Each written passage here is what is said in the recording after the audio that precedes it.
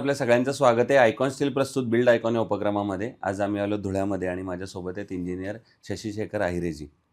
त्यांच्याबद्दल सांगायचं म्हणजे 2005 पासून खरं तर ते या क्षेत्रामध्ये काम करत आहेत. स्वतः काही वर्ष त्यांनी जॉब केल्यानंतर त्यांनी स्वतःची कन्सल्टन्सी करण्याचा निर्णय घेतला आणि त्याच्यानंतर रेसिडेन्शियल आणि कमर्शियल प्रोजेक्ट्स यावर त्यांचा जास्त फोकस आहे.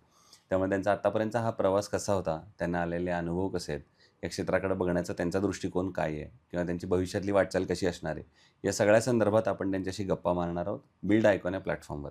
नमस्कार सर. नमस्कार. मग आपण गप्पांची अशी सुरुवात करूया ते म्हणजे तुमच्या लहानपणापासून की तुमची शाळा कुठली होती, मग तुमचं कॉलेज कुठलं होतं आणि सगळ्यात महत्त्वाचं म्हणजे सिव्हिल इंजिनिअरिंग यावं किंवा या क्षेत्राकडे वळावं यासाठीचं इन्स्पिरेशन कोण होतं, ज्यांच्यामुळे तुम्हाला असं वाटलं आपण या क्षेत्राकडे जावं? काय सांगा? साधारणतः माझा जन्म धुळ्यात झाला.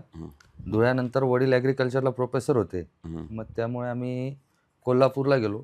कोल्हापूरहून म्हणजे जस्ट मी प्रायमरीचं एज्युकेशन चालू करणार तोच वडिलांची बदली परत धुळ्यात झाली. परत आम्ही धुळ्याला आलो. मग धुळ्याला जय हिंद हायस्कूलमध्ये बालवाडीपासून तर 10वीपर्यंत माझं शिक्षण झालं. त्याच्यानंतर वडिलांची इच्छा होती की 11वी-12वी सायन्स करावं आणि ते ॲग्रिकल्चरला प्रोफेसर असल्यामुळे त्यांची इच्छा अशी होती की माझ्या मुलाने पण ॲग्रिकल्चरमध्येच आपलं करिअर करावं. एक तर लेक्चरशिप वगैरे काहीतरी त्याने ॲग्रिकल्चर फील्डमध्ये येऊन हे काहीतरी पुढे आपल्या करिअरची स्टार्ट करावी. पण माझे आत्तेभाऊ होते जे स्वतः सिव्हिल इंजिनियर होते. त्यांनी वडिलांना हे करून म्हणजे एक प्रकारे ते माझ्या आयुष्यात त्यांनीच टर्निंग पॉईंट आणला. त्यांनी वडिलांना सांगितलं की नाही मामा आपल्याला याला सिव्हिल इंजिनियर करायचं ॲग्रिकल्चर फील्डमध्ये. मग ते झाल्यानंतर साधारणतः 10वी पासआउट झाल्यानंतर SSVPS पॉलिटेक्निकला ॲडमिशन घेतलं डिप्लोमाला. डिप्लोमा 2005 साली पासआउट झालो. तो डिप्लोमा पासआउट झाल्यानंतर 6 ते 7 धुळ्यात एक अनिल पाटील म्हणून बिल्डर होते. ते गव्हर्नमेंटला जॉबला पण होते आणि साईड बाय साईड ते बिल्डरशिप करत होते. त्यांच्याकडे मी 2 वर्ष साधारणतः प्रॅक्टिस केली. प्रॅक्टिस केल्यानंतर एकदा त्यांनी मला त्यावेळी बिल्डर म्हटलं म्हणजे प्लॅनिंग डिझायनिंग वगैरे काही करायचे नाही. कॉलेजला असताना माझं ऑटोकॅड झालेलं. बिल्डरकडे प्रॅक्टिस करायला लागलो तर ते ऑटोकॅड पूर्णपणे विसरून गेलेलो होतो. म्हणजे डिझायनिंग या क्षेत्राशी काही संबंधच राहिलेला नव्हता. मग त्या अनिल पाटील सरांनी एक बंगलोचा प्रोजेक्ट आला, त्याचा फर्स्ट फ्लोअर करायचा होता. मग त्यांनी मला मापं घ्यायला पाठवलं आणि मला म्हणे याचा ग्राउंड फ्लोअरचा प्लॅन तयार करा आणि याच्यावरती फर्स्ट फ्लोअर आपल्याला तयार करायचं. मग अशा प्रकारे बिल्डर लाईनमधनं त्यांनी जेव्हा मला ते मापं घ्यायला लावले, मापं घेतले, मेजरमेंट्स घेऊन तो प्लॅन बनवला, तर ते अतिशय चांगल्या प्रकारे बसला. मग तेच मला बोलले की अरे म्हणे तुझं एवढं ड्रॉइंग चांगल्यापैकी करतोय तू, तर तू कन्सल्टेशनमध्ये जा, तू बिल्डरशिपमध्ये कशाला येतो? मग परत त्याच्यानंतर ऑटोकॅडचा कोर्स केला. त्यांच्याकडे 2 वर्ष जॉब केल्यानंतर मग धुळ्यातले लीडिंग प्रॅक्टिसर होते आर्किटेक्ट योगेश ठाकरे, यांच्याकडे साधारणतः 2-2.5 वर्ष प्रॅक्टिस केली आणि 2009 पासून मग माझ्या सेल्फ वर्कला सुरुवात केली. क्या बात आहे. म्हणजे मग तुम्ही सांगितलं तसं की हा पहिला नोकरीचा टप्पा होता आणि त्याच्यानंतर सुरुवातीला आपण स्वतःची कन्सल्टन्सी सुरू केली.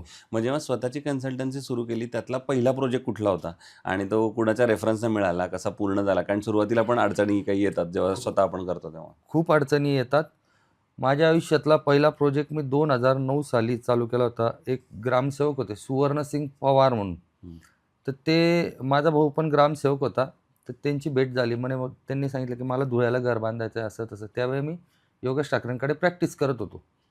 तर माझ्या भावाने त्यांना नंबर दिला. माझा भाऊ प्रॅक्टिस करतोय, जातो पण आता एक बर्डिंग एजमध्ये त्याचं करिअर स्टार्टच होतं आहे. तर त्यावेळी मग पहिलंच काम आलं. ते म्हणे रावसाहेब तुम्ही काम कराच आहे. मग ते चालू केलं काम. पण काम करताना भरपूर अडचणी आल्या. पहिला प्रोजेक्ट होता. पहिल्या प्रोजेक्टला वर्कर टीम प्रॉपर नव्हती. त्याच्यानंतर मग वर्कर टीम बनवण्यापासून तर ॲप्रुव्हल ड्रॉइंग हे ते या गोष्टींना भरपूर प्रॉब्लेम आले. पण हळूहळू समजत गेलं या फील्डमध्ये कसे आपल्याला त्रास होतो आणि कसं त्याच्यापासून आपल्याला पुढे त्याच्यावरती मात करून आपल्याला पुढे जायचं. असं करत करत 2009 साली पाटील नगरमध्ये सुवर्णसिंग पवार यांचा पहिला प्रोजेक्ट होता. वा. मग आता या क्षेत्रातल्या काही प्रश्नांकडे वळूया. त्यातला पहिला महत्त्वाचा प्रश्न आहे, जरी तुम्ही जास्त प्लॅनिंग फेजमध्ये काम करत असला तरी बऱ्याचदा असं की चांगला प्लॅन केल्यानंतर तो एक्झिक्यूट करणारे जी लोकं असतात ती अनस्किल्ड लेबर असतात आणि बऱ्याचदा त्यांच्याकडनं चुका होत असतात, दुर्घटना होत असतात. तर मग हे कम्युनिकेशन कसं तुम्ही साधता? आता बऱ्याच ठिकाणी खूप प्रॉब्लेम्स येतात. जास्ती करून आता धुळे शहरात हे प्रॉब्लेम येत नाही. धुळे शहरामध्ये बऱ्यापैकी चांगले स्किल लेबर आहेत आणि आता अनुभवाने आज 2009 ते 2026 17 वर्षाच्या अनुभवामध्ये एक माझ्याकडे प्रत्येक वर्क करणारे म्हणजे आर-सी-सी वर्क करणारी, ब्रिक वर्क, प्लास्टर करणारे असे 2-2 कॉन्ट्रॅक्टरांच्या टीम झालेल्या आहेत आणि त्यांना आमच्या कामाची इतकी सवय झालेली आहे, की त्यांना ड्रॉइंग पूर्णपणे समजायला लागलेलं आहे आणि त्यांचे साधारणतः असा अनुभव येतो, की धुळ्यामध्ये काही आम्हाला अडचणी येत नाही लेबरच्या. हं, हं, बाहेरगावी राहिलं, तर त्यावेळी मग आम्हाला तिथला कॉन्ट्रॅक्टर बऱ्यापैकी अनस्किल्ड असतो. हं. त्याने खेडेगावांमध्ये कामं येतात, साक्रीसारख्या ठिकाणी येतात. तालुका प्लेसला कामं आले, की तिथं 100% लेबर हा अनस्किल्डच असतो. मग अशा वेळी आपल्याला ओनरला सांगावं लागतं, "बाबा यांनी फुटिंग उभ्या केल्या, की आम्हाला कॉल करा. आम्ही चेक केल्याशिवाय त्याला कास्टिंग करू नका." कॉलम, बीम, फुटिंग प्रत्येक वेळी आपल्याला वारंवार जाऊन तिथं चेक करून यावं लागतं. बरोबर आहे. दुसरं प्लॅनिंग फेजमध्ये काम करताना सुरुवात त्याची कशी करता? कारण बऱ्याचदा कस्टमरच्या मनात एक आपल्या घराची संकल्पना वेगळी असते हं. आणि तुम्हाला तुम्हाला ती सांगणे आणि तुम्ही ती एक्झिक्यूट करणे. तर मग ती फेज कशी करता तुम्ही? साधारणतः पहिला पिरियड असा होता, की क्लायंट जे होते, ते क्लायंट आपण जो प्लॅन करायचो तो प्लॅन फायनल होऊन जायचा. हं, पण आता या इंटरनेटच्या जमान्यामध्ये म्हणा किंवा कशामध्ये म्हणा, घरातल्या लेडीज या जास्ती त्याच्यामध्ये इंटरेस्ट घ्यायला लागलेल्या आहे प्लॅनिंगमध्ये. बरोबर. मला असं घर पाहिजे, तसं घर पाहिजे, तसं घर पाहिजे. तर बऱ्यापैकी आता पहिले क्लायंट येताना त्यांना तेच सांगतो, की तुम्ही पहिले जोडीने या, तुमच्या रिक्वायरमेंट प्रॉपर द्या आणि क्लायंट आता इतके हुशार होऊन गेले, की बऱ्यापैकी तेच रफ ड्रॉइंग असं पाहिजे, तसं पाहिजे आम्हाला करून द्या. पण त्याला त्यांच्या रफ स्केचला आम्ही एक प्रकारे चांगला आकार देऊन त्यांना देतो. बरोबर आहे. बरोबर. बऱ्याचदा असं होतं की कस्टमरच्या मनात जशी संकल्पना असते आपल्या घराबद्दलची, हं. पण त्याच्या मनात एक प्लॅनिंग पण असतं बजेटचं बरं. आणि बऱ्याचदा त्यांचं ते कायम बजेट कमी असतं आणि मग ते तुम्हाला सांगत असतात की नाही एवढ्यातच आता बसवून द्या. हं. तर अशा वेळेला मग क्वालिटी पण सांभाळायची असते आणि बजेटही चांगलं व्यवस्थित जमवायचं असतं. तर मग हे दोन्ही बॅलन्स कसं करता तुम्ही? कॉल बजेट हा तुमचा मेन जो आजच्या घडीला होऊन गेलेला आहे. सेंटरिंग वर्क, ब्रिक वर्क आणि प्लॅस्टर वर्क. याचा बजेट हा कितीही केला तर तो कमी होत नाही. जो काही बजेट पुढचा असतो, तो सगळा फिनिशिंग आयटम्सवरती असतो. फिनिशिंगमध्ये बऱ्यापैकी फिनिशिंगला काय होऊन गेलेलं आहे, आज ₹30 च्या वस्तूपासून तर ₹100 ची वस्तू आपल्याला मिळते. जे सुपर स्ट्रक्चर वर्क म्हणतो आपण, ते एका फिक्स बजेटमध्ये कंप्लीट होतं म्हणजे कंप्लीट होतं. त्याला त्याने ओनरने करो अगर कॉन्ट्रॅक्टरने करो. मग बरोबर. ज्या पुढच्या गोष्टी आहेत त्या सगळ्या फिनिशिंग आयटममध्ये आम्ही कपात करून त्यांना ज्यांचा बजेट कमी असतो त्यांचं त्या पद्धतीने घर बसवून देतो. करून देतो. बरोबर. एक थोडा वेगळा प्रश्न येतो म्हणजे तुम्ही इथले मूळचे आहात, आता इतकी वर्ष काम करताय. येणाऱ्या 15-20 वर्षामध्ये प्रशासनानं कुठल्या क्षेत्रावर आता काम केलं पाहिजे असं तुम्हाला वाटतं? जेणेकरून इथली एक धुळ्याची ओव्हरऑल डेव्हलपमेंट आपण काही वर्षात पुढच्या बघू शकतो मोठ्या दुसऱ्या सिटीजसारखी. तर एक सिव्हिल इंजिनिअर म्हणून तुम्हाला काय वाटतं? असा कुठला सेगमेंट आहे, सेक्टर आहे ज्याच्यावर आता खरं काम झालं पाहिजे? धुळ्यात तर मेन म्हणजे असं आहे की रोड वाइंडनिंग व्हायला पाहिजे आणि रोड वाइंडिंग जरी होत आहेत, तरी दुसऱ्या दिवशी तिथं ठेलेवाले येऊन अतिक्रमण करताय. तर हं, माझ्या पद्धतीने म्हणजे माझ्या मते तरी एकच आहे, की धुळ्याचा विकास करायचा असेल तर सगळ्या बाजूने रोड वाइंडिंग करून हं. तिथं कोणत्याही प्रकारचं अतिक्रमण होऊ देऊ नये. हे सगळ्यात बघितलं पाहिजे. हो. बरोबर. दुसरं कन्स्ट्रक्शनमध्ये स्टील आणि सिमेंट हे 2 महत्त्वाचे घटक हो. असतात.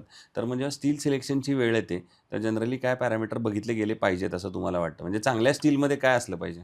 सगळ्यात पहिले चांगलं स्टील हे नरम असलं पाहिजे. हं, TMT 500 असलं पाहिजे. आम्ही तर जनरली आमच्याकडे येतात तेव्हा स्टीलच्या बाबतीमध्ये आयकॉन स्टीललाच रेफर करत असतो. हं.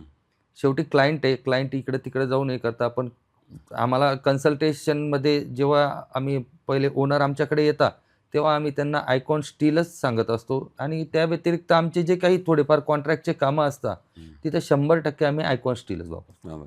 म्हणजे जसं आयकॉन तर तुम्ही वापरताच. मग त्यांच्या सर्व्हिस, डिलिव्हरी आणि अवेलेबिलिटीबद्दल काय सांगाल?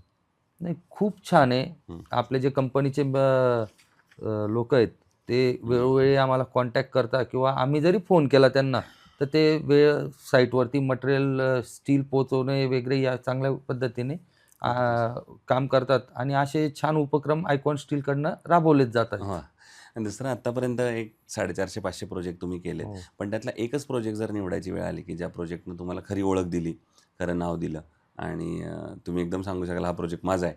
तर असा प्रोजेक्ट कुठला आणि त्याची काय स्पेशालिटी आहे? तुमचा आयकॉनिक प्रोजेक्ट? आयकॉनिक प्रोजेक्ट जर सांगायचं गेलं तर माझ्या घराचाच एक सांगेल. खूप कमी जागेमध्ये मी बसवलं होतं हं, आणि त्यावेळी आलेल्या बऱ्याच लोकांनी पाहून तेव्हापासनं माझ्याकडे पाहुण्याला बऱ्यापैकी सुरुवात केली. यायला बरोबर. लागले. आणि असा एखादा प्रसंग जो काम करताना काहीतरी अडचणी आल्या, आव्हानं आली, कधी ब्लॅक कॉटन सॉईल असेल, कधी पावसाचं, कधी लेबरचं, कुठलीही अडचण, एखादी टेक्निकल अडचण हं. आणि त्याच्यावर कसं सोल्युशन तुम्ही काढलंत, असा एखादा प्रसंग आठवतोय का? कुणाची मदत घेतलीत, काय केलं असं?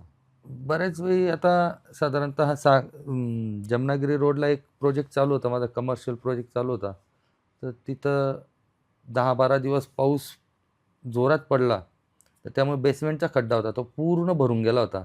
तर त्यावेळी आम्ही 2 पंप लावून त्याला तात्काळ उपसून त्याच दिवशी 25 ते 30 लेबर लावून एकाच दिवसामध्ये फुटिंगा सगळ्या कंप्लीट केलेल्या होत्या. अच्छा, वाह!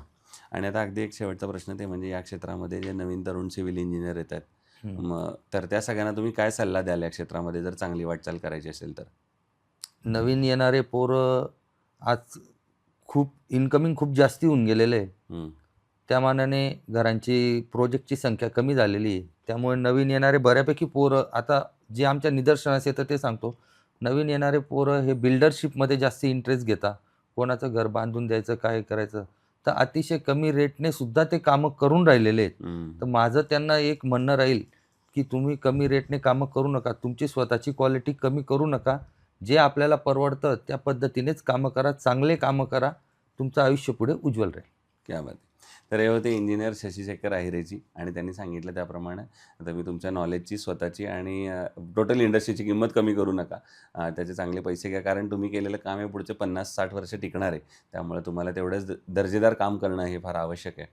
पुन्हा एकदा सर आपले मनापासून आभार की तुम्ही आलात आणि भविष्यात सुद्धा असेच उत्तम आयकॉनिक प्रोजेक्टची निर्मिती आपल्या हातून व्हावी, हो. याच आयकॉन स्टीलतर्फे मनःपूर्वक शुभेच्छा. थँक्यू.